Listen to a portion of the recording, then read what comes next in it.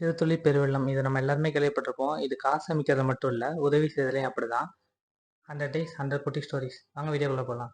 School வாசல்ல ஒரு 10 வயசு பையன் நின்று அழுதுட்டு இருக்கான். அந்த டைம் அதே ஊர்ல இருக்க டைலர் ஒருத்தவர் அவனை கிராஸ் பண்ணி போறாரு.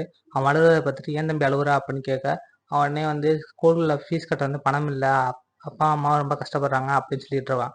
இதை பார்த்தோன்னா அவர் கையில இருந்த காசு எடுத்து கொடுத்து, இது போதுமா தம்பி நீ இதை வச்சு ஃபீஸ் கட்டிக்க அப்படின்னு சொல்லிட்டு போயிட்டாரு. அதே ஒரு 20 வருஷம் சென்று அந்த டைலர் அங்கிள் வந்து ஒரு ஹாஸ்பிட்டலில் போய் அட்மிட் ஆவார். அவருக்கு வந்து ஹார்ட்ல வந்து ஒரு பெரிய ப்ராப்ளம் இருக்கும். அந்த ப்ராப்ளத்தை சரி பண்ணலாம்னு சொல்லிட்டு அங்கே போயிருப்பாரு. பட் ஆனால் அங்கே வந்து ட்ரீட்மெண்ட் எல்லாமே ரொம்ப காஸ்ட்லியாக இருக்கும். இதை பார்த்துட்டு எப்படி ட்ரீட்மெண்ட் பண்ணுறதுன்னு தெரியலையே அப்படின்னு சொல்லிட்டு இருப்பாங்க. அந்த டைம் வந்து ரூம்குள்ளே ஒரு பையன் வருவான். அந்த பையன் வந்து அங்கிள் உங்களுக்கு என்ன ஞாபகம் இருக்கா நான் யாருன்னு சொல்லிட்டு அப்படின்னு கேட்பானா, அந்த அங்கிள் எனக்கு தெரியல தம்பி அப்படின்றவாரு. உடனே வந்து அவன் சொல்லுவான், ஒரு 20 வருஷத்துக்கு முன்னாடி எனக்கு ஸ்கூல் ஃபீஸ் கட்டினீங்களே நீங்கள் தான். நீங்கள் அந்த ஸ்கூல் ஃபீஸ் கட்டினால தான் இந்த டைம் வந்து நான் டாக்டராக இருக்கேன். ஸோ அதனால் என்னை வந்து இந்த ட்ரீட்மெண்ட் ஃபுல்லாமே உங்களுக்கு ஃப்ரீ தான். இந்த ட்ரீட்மெண்ட் செலவு எல்லாத்தையும் நானே பார்த்துக்கிறேன் அப்படின்றான். எந்த உதவி பண்ணாலுமே ஃப்யூச்சரில் அது வந்து பெரிய உதவியாக வந்து உங்களுக்கே திருப்பி வரும். சப்போஸ் எந்த டைமில் வேணாலும் உங்களுக்கு ஹெல்ப்பாக யூஸ் ஆகும்.